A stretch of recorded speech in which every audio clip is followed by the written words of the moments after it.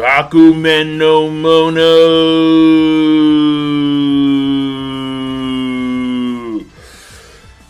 Holy shit, man. Wow. Okay, so before I get started, ladies and gentlemen, boys and girls, children of all ages, what is up? The King of Lightning is here today, bringing you guys and gals Ushio Tora episode 19 review. If you have not seen the episode, if you haven't even watched any episode of Ushio Tora, I suggest you take it upon yourself to watch at least the ending of this week's episode of Ushio Tora. There'll be a link in the box below on Crunchyroll where you can watch every episode. Watch the end of episode 19. That's what you really want to focus on. Because the end of episode 19 is the most fearsome, cryptic, the most intense scene in the entirety of the Ushio Tora anime by far. And it teeters, honestly, on some berserk level stuff. And Hakumen no Mono, even though it was 2,200 years ago, very far from present day, Hakumen no Mono back then raises the bar of the overall story. Just seeing how sadistic, how fearsome his main body is. Not some image, not some part of him, the actual main body. And the main body is truly a demon. Yo, that ending, jaw-dropping. Like, so far removed from what happened in the previous two episodes, where, granted, they were important for overall character development for many characters, such as Tora and Asako and Yu and, whatnot. But this sets the tone for what is, I suppose, the final major event in the Ushio Tora story. The Hakumen no Mono battle, which is, soon to come, probably. And the tone is deep, man. Like, the tone is something, man, like to keep it simple, Hakumen no Mono truly is like no other enemy Ushio and Tora have faced. Now, granted, Tora has faced him. Yes, he has. But I don't think Hakumen no Mono of old, meaning the one he fought against 500 or 600 or how many centuries ago, is the same Hakumen no Mono that we're going to see in the coming battle. Because that Hakumen no Mono, I got the feeling that he's going to be even more intense, even more sadistic. Like, he's been, sitting there in a cavern trapped for a few centuries. He's ready to spread his legs out and kill some humans. He's waiting. So that built up rage, that built up desire to kill humans is gonna hit Tora and Ushio very hard, because you see how he is in ancient China, where when he's free roaming about killing humans and whatnot, he's insane. Some of the scenes just were absolutely gruesome and intense. Before he even transforms fully, when Hakumen no Mono is thinking about they're making a divine weapon for who? For me? No, I'm done. I've had enough. You see, he had the whole plan of controlling the Emperor and having the Emperor, continue to lead the country to ruin. Because the Emperor had already killed 80 of his concubines, because Hakumen no Mono willingly showed himself in, like, human demon form to him. And he was a woman. So the Emperor was killing all these concubines, 80 of them. And they were forging a divine weapon to kill him. And this whole plan he had to ruin this country, so he could savor the despair and the hatred and the blood. He said, "Nah, fuck it, I'm done. I'm going to transform and I'm going to kill them all." And the way his tails, all 9 of them, how they came out of these concubines that were near the emperor. How they were just sitting there, or they were standing there chilling, listening to the words of that one guy speaking for the emperor. And how all of a sudden, one of them starts to just, like shiver and gyrate. And starts to, convulse. And then 2, and then 3, and then 4, 5, 6, 7, 8, 9. And all of a sudden, these tails come out of their mouths. They go through their body. Hakumen no Mono is dangling these chicks, and he smashes their corpses into each other. It's raining blood and guts. And Hakumen no Mono appears. Like, yeah. And the way Hakumen no Mono came out of his humanoid, human body, if you would. And it was like that one face portion looking at like the emperor. That was freaky. That was very freaky. And then, when it was go time, killed all the guards, killed the emperor, attacked all of these guys that created the swords. They got wiped out.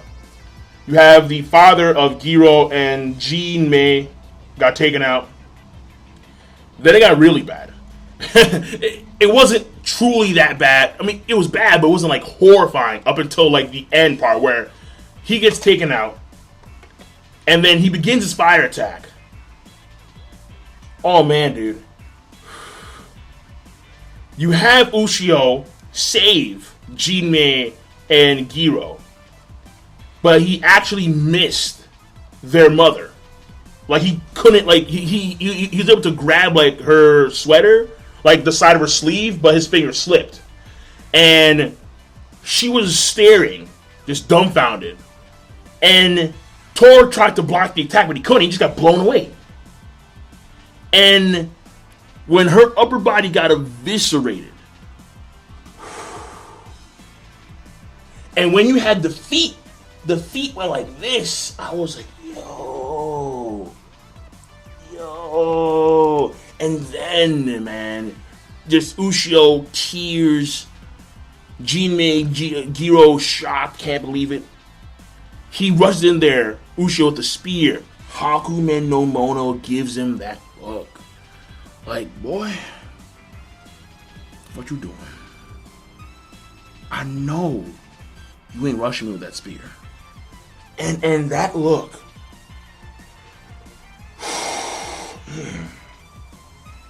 That shit sent chills down my spine. I was like, good lord. Woo! Man, Hakumen no Mono. Hakumen no Mono. He is a yokai that is so beyond the pale. It is not even funny, man. Man, like he is a super big fish in the biggest ocean in the world. And there is no creature that can stop him. Like, that's what he is, man. He's just the indomitable force.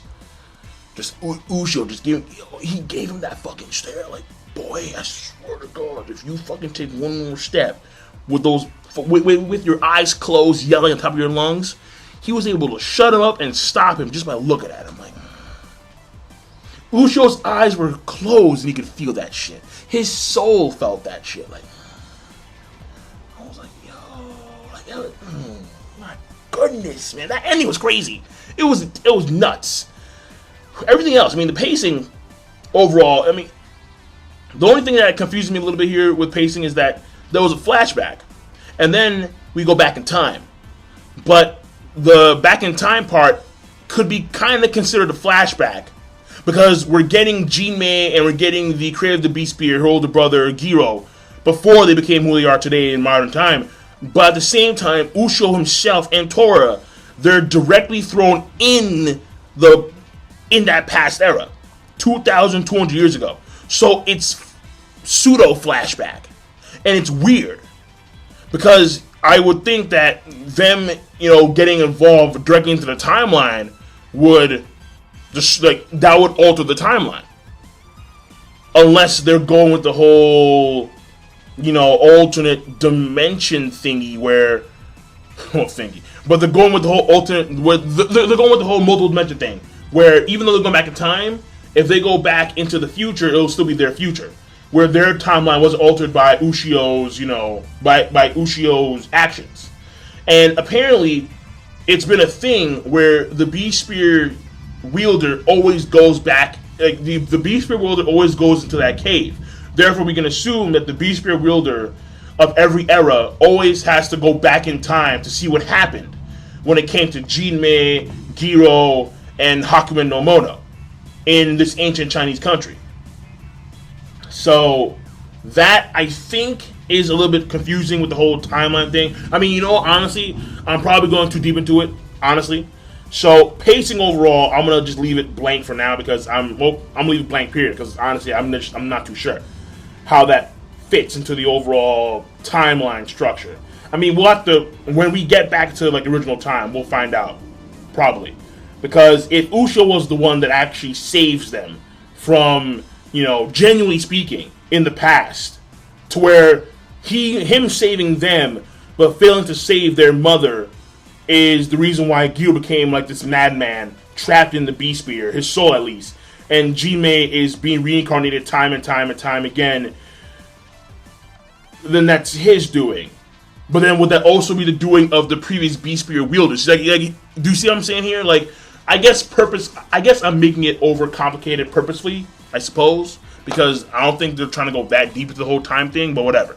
Now, animation, at the beginning, I thought was subpar at best.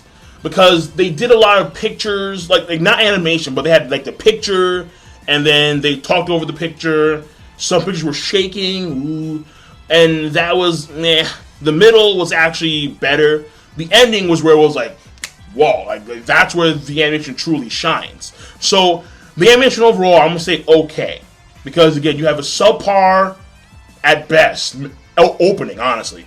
Then you have an okay middle, then you have a pretty good ending for animation overall. So animation, I'm gonna say, is overall okay. When it comes to story progression, character introduction and whatnot, I would say that Giro and Jinmei are newly introduced into the story, but they're not, because we know who they are. We know Jinmei, she was, Kwame Sect founder, she was the one that gathered all the girls to save Ushio and whatnot. And we did see Giro inside the Beast Spear, but we're getting to see them the first time in the past, where they, before they became the people who they are today. So, no. And not even Hakumen no Mono is newly introduced to the story. So, I mean, obviously. So, I mean, technically, the only characters that were introduced into the story that are new were Jinmei's and Giro's mother and father, and the Emperor. And then that's really it. Oh, and that one time-traveling demon. But the time-traveling demon, odds are, is only relevant to this particular situation. And the mother and father are already dead, and the Emperor's dead too. So basically, character introduction and character development, not really anybody, aside from the fact that story-wise, they got growth because, well, okay. Again, I can't say that they got growth because it's the past. So it's just giving us more characterization for Jinmei and Giro. And that's it. And Hakumen no Mono. Even though we got a gist of how he operates with the Hyo and, via the lore from the yokai of Japan, getting to actually see him do these things is far different. And he is ridiculous. So, from that standpoint, characterization for those three. Once again, it's going to be Jinmei, Giro, and Hakumen no Mono. Now, and also on that point as well, the fact that Jinmei, she is reincarnated time and time and time again. So she says it's her and her ancestors, or not her ancestors, her and her predecessors. They will be the ones to watch over Hakumen no Mono in that barrier. But I think in reality, it's just her being reincarnated time and time and time again. So, because we know that Ushio's mom is the current person who is protecting, who has the barrier around the beast, around Hakumen no Mono, and the barrier is there to seal him, so they actually attain the Beast Spear, so they can actually kill him off. So, the yokai thought that it was a barrier to protect him. No. It's a seal to make sure that he stays there, so the Beast Spear can find its way there. That's the whole purpose. So why didn't the Kwame sect explain that to the yokai back then? I have no idea. Maybe it was because of the tensions. Who knows? But that would, I guess, imply that like Jimei is like Jimei's, predecessor 3 times over is Ushio's mom. I think, but we do know at least that there were priestesses that were Jinmei the entire time. They're the women that look like Inoue. So the one girl called Yuki in the current flashback of this episode, the girl Hizaki in episode 3, they're all Jinmei. They're all Jinmei, but because she was reincarnated time and time and time again.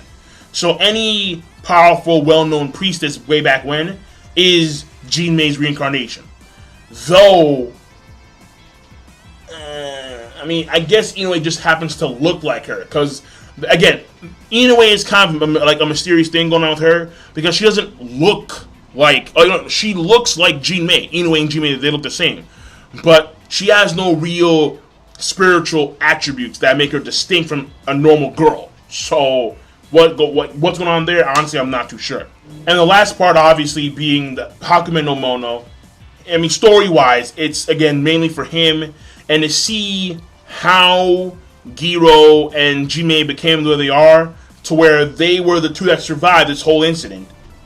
And you can see how they now hold this animosity towards Hakumen no Mono. But what was fascinating, truly fascinating in that part, was knowing that in the timeline sense, Hakumen no Mono was still going around, creating chaos and whatnot 500 years prior to 2,200 years ago. So 2,700 years ago, Hakumen no Mono was still creating chaos and bloodshed. Like, I really want a Hakumen no Mono origin story. That would be some really cool shit to find out. Like, even Tora, too. Because this timeline is beyond the Beast Spirit, but it's beyond Tora. Like, I'm not too sure. So Tora hasn't said shit about, him, like where he was in China at this point in time, if he was actually still, in this area. So the demon origin stories, if we get them, they'll be very fascinating. So overall, the episode, I thought it was amazing. I thought it was honestly amazing. And it's because of the ending. Everything else would probably be okay. But that ending raises the bar exponentially. So I'm going to give it amazing. And I'm done. So King Lightning, rate the video, comment, subscribe. Peace. Have a nice goddamn day.